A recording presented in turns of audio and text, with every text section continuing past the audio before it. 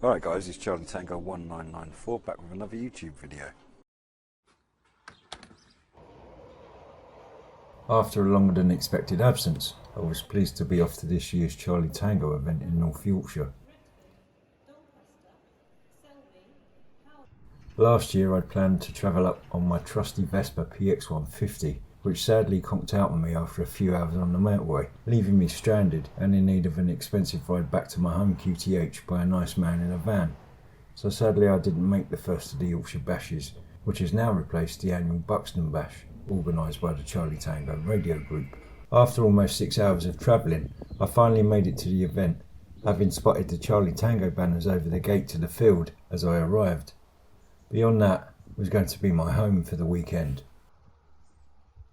The weather report for the weekend wasn't looking so good, so I was keen to get my tent all set up before the worst of the weather moved in, and it wasn't too long before I was all set up and had the kettle on the go for a much needed coffee after the journey.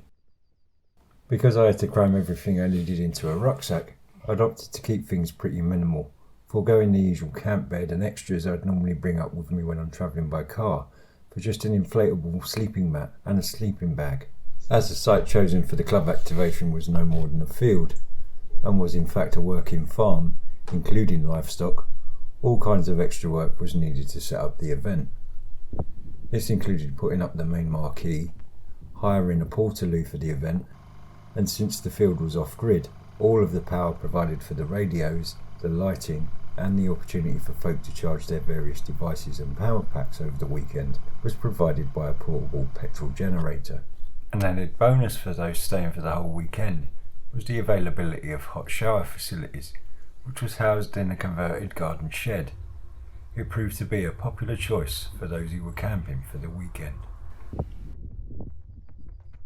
Moving inside the marquee, it was great to see Andy, who has been a long-standing member of the Charlie Tango group. This is likely to be his last Charlie Tango event, as he was leaving the UK that week to start a new life with his wife abroad. Everyone is extremely grateful to Andy for his help and support over the years by providing his trailer mast and various hand-built antennas he has designed and used for various Charlie Tango club activations over the years. Good luck with your new life, Andy, and best wishes from all of us. As well as one or two regular faces, it was great to meet a few new people I've not met before, and I was a bit sad not to have seen a few of the other club diehards who weren't able to make it this year. The station had been set up since the Wednesday night, and by the time I arrived on the Friday afternoon, they'd already logged a good number of calls from around Europe. 73161 Delta Lima 01 Steward. It's that trouble, that's a jump. You only get out of contact. Number 161, mate. 55. Do Poland.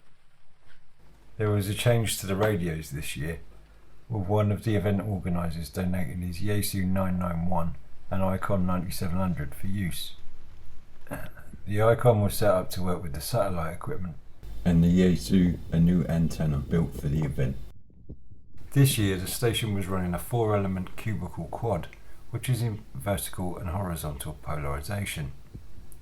A new mast has also been required for the club event, and although it needed some refurbishment, this Scam 12 that was bought for the job did as well for the weekend.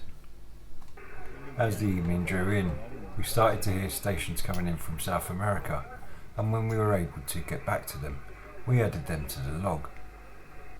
All kinds of radio tales were being shared as we all sat back for the evening with a few beers and listened to the signals coming in.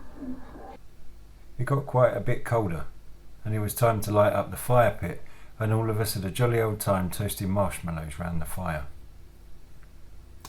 Sometime after midnight, we noticed a few spots of rain in the air, and by 1 AM we all had to disappear to our tents as the heavens opened to begin the forecasted 48-hour deluge that affected most of the country that weekend.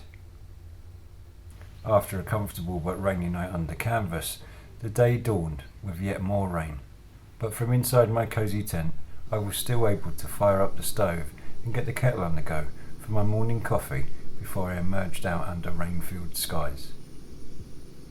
Having a wander around the site in the early morning drizzle, I was most impressed with the huge canvas bell tent one club member had brought down. Sticking my head round the door, it was a lot of room for just one guy, but it had to be one of the best portable shelters I've ever seen, and he tells me it took him less than 3/4 of an hour to erect. A very nice bit of kit, I thought. What I hadn't noticed from the night before was the full-on camp kitchen that the guy with the bell tent had bought on site. It turns out he was a career soldier who had spent several decades in the army. His role was to work in the catering and support of our boys in green, serving food at various events around the country. What was impressive was to watch him prep and produce a full English breakfast for everyone on the camp, which he produced in less than 30 minutes with the utmost of military precision.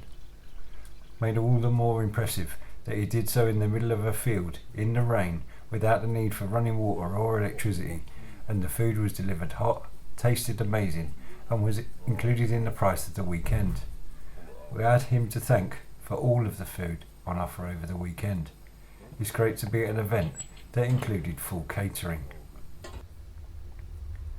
There had been a barbecue the night before I arrived, which I'd missed out on. Plus, there was a full barbecue and cooking area next to the main tent, which is available to anyone to use, and this worked well as the place to make your brew. I'd bought enough food to feed an army of one, and did dive into it for my brew kit and a couple of lunches, which interestingly is called dinner in this part of the country. On the Saturday, there was a Pan-Italian event going on in Italy, and we got a lot in the log from our friends in the 1 Division during the day. Quite a few others turned up for the Saturday, including one guy who'd brought along his clansman.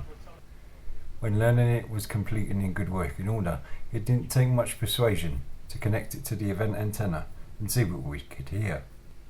One of the club members that had travelled up from my neck of the woods for the weekend managed to get at least one good QSO from this old war veteran. The rain continued throughout the day, which ruled out another fire and more marshmallows that night, so the guy with the bell tent re-emerged with a gorgeous paraffin heater that he had in his tent, which helped take the chill off the marquee on this strangely cold night in late July. Saturday evening turned into Saturday night as we sank the rest of the remaining booze, and all too quickly it was off to our tents again to hunker down for another rainy night. A few had already left because of the constant downpour, and there had been water ingress for a few others, but I thankfully remained dry and relatively warm, although the rain handed down on my tent most of the night. Most of us were up early to start packing things away, stopping only to tuck into another fried breakfast to finish off the rest of the food, and then it became time to lower the mast and pack away the cubicle quad before heading off home. I was all packed up, and my cab turned up bang on time to take me back to Scarborough and the train back to London after another fantastic Charlie Tango event. Cheers men, and I look forward to seeing you for the next Yorkshire Bash. 73s.